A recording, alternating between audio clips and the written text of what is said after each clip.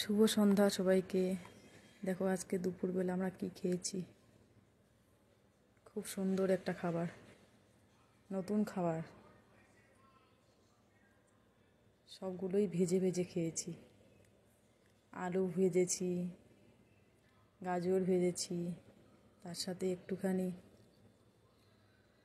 কি বলে বিনস ভেজেছি,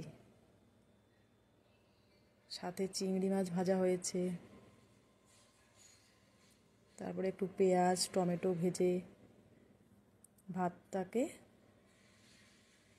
রসুন দিয়ে ফ্রাই করেছি।